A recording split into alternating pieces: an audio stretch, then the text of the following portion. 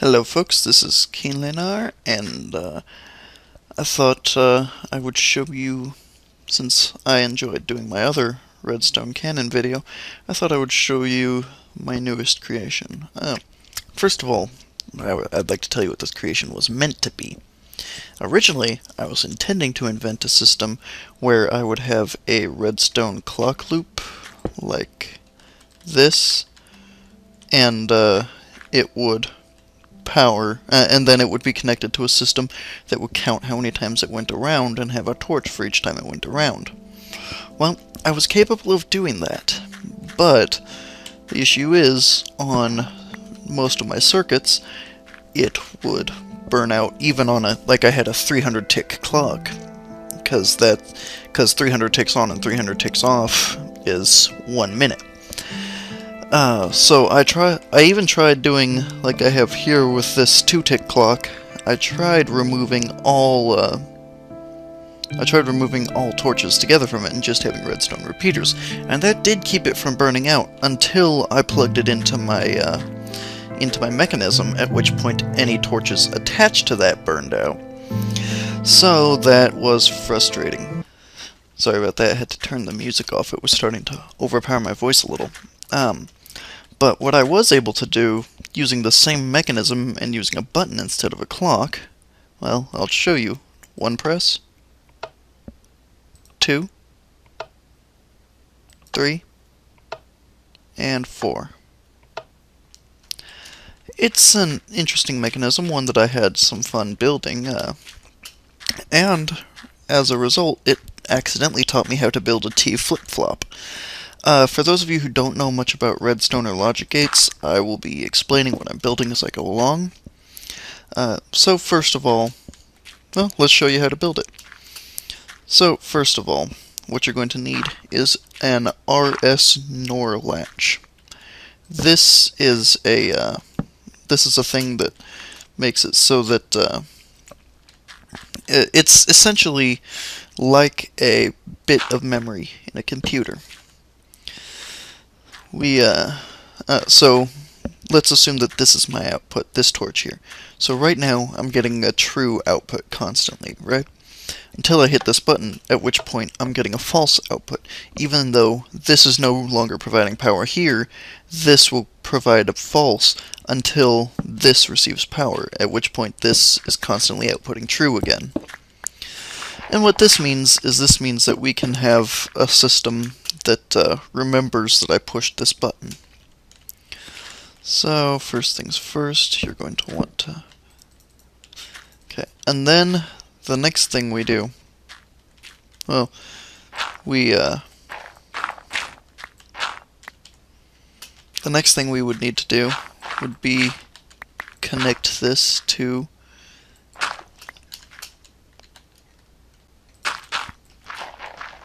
our display, or our counter. And this is fairly easy to do. You just get it so that it's providing power to that torch there.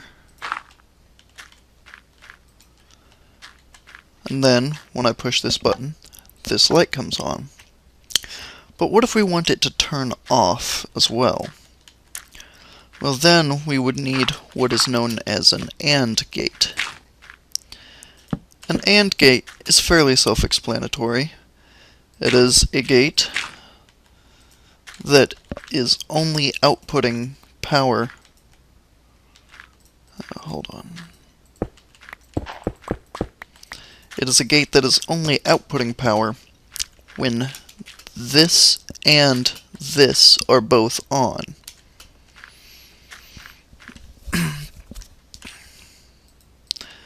And then what we would do is we would tie our AND gate back in here. Sometimes it shouldn't work this way, but sometimes you need to add a 2-tick redstone repeater right here so that this is getting power after this has shut off. And so what this does is this creates what is known as a T flip-flop, which is where when you push the button once, like I did earlier, it turns this on, and when I push the same button a second time, it turns it off. So using a button you can get the result of a lever where it toggles the output instead of constantly keeping it on. Sorry, I messed something up and had to go fix it. But building a T flip-flop was actually incidental to what I was trying to do, which was get the sequenced outputs the way that I have them. And the way that you do that, I'm just going to build 2. I'm not going to build 3 because when you get up to 3 or more, it starts getting annoying trying to get your redstone paths start crossing one another, meaning in order to get your power to here, you have to start going over and under other redstone paths, and it becomes a big clusterfuck. And I'd rather not deal with that right now. So what I would do here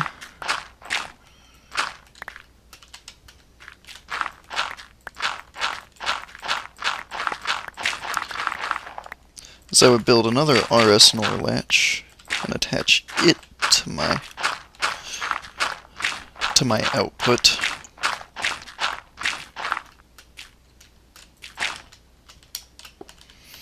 Then, and since I don't know why you would use this video as a starting point, but for those of you who don't know much about redstone, redstone will only travel 15 blocks from wherever it's getting power, so I have to put repeaters in. 1, 2, 3, 4, 5, 6, 7, 8, 9, 10, 11, 12, 13, 14, 15, and I tend to, well, no, we don't need that kind of repeater. That saves space in long circuits, but we don't really need that since 2, 3, 4, 5, 6, 7. Since we're just getting to there, you know. All right. And so now I have a sequenced input, but I don't have, but it won't turn off automatically anymore. So all I need to do to make it do that is, first things first, we build an other AND gate.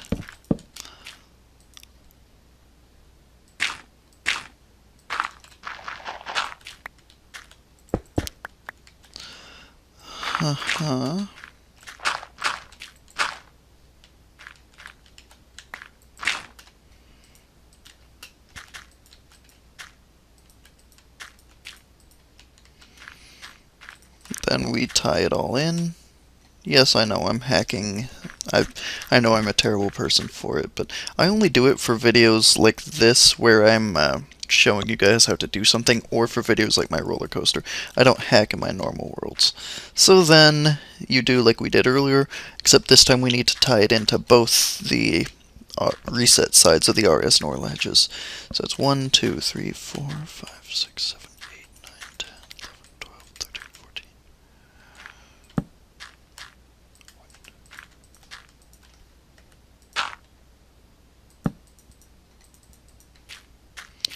Oh, I should probably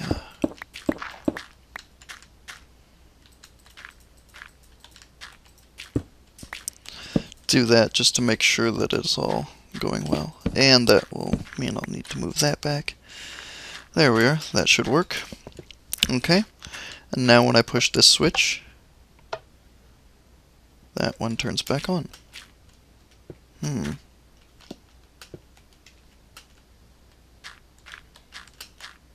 Because I forgot to do this.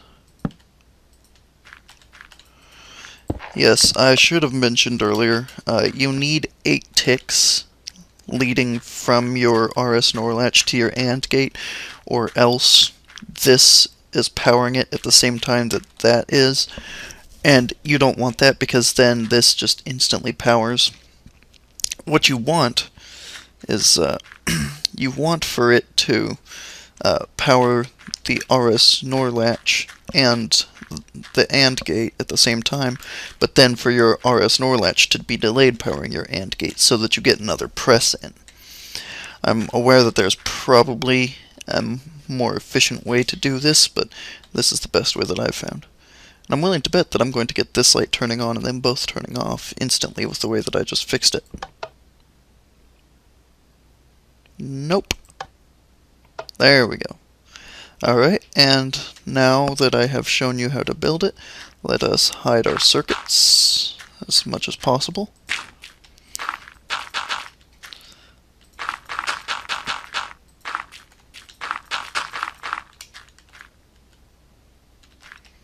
Okay. There we are. And then we go and we give it a test to make sure it all works.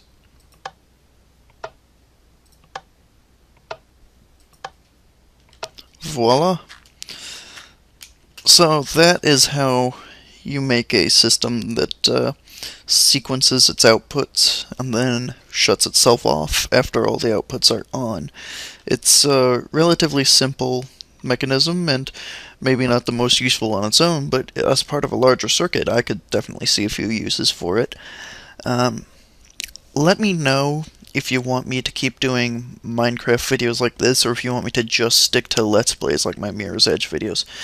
Actually, I was going to try and to film a Mirror's Edge video last night, but Minecraft, the cubic succubus that she is, kept fooling me into thinking that this was possible. Why is this all daylight over here?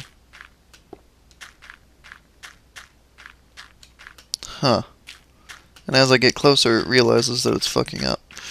Oh, well, that's interesting. You guys got to see Minecraft confusing itself at the end of my video. And like I said, let me know if you like these kinds of videos, or if you would rather me work on just my Let's Plays. This is KeenLenar, signing off.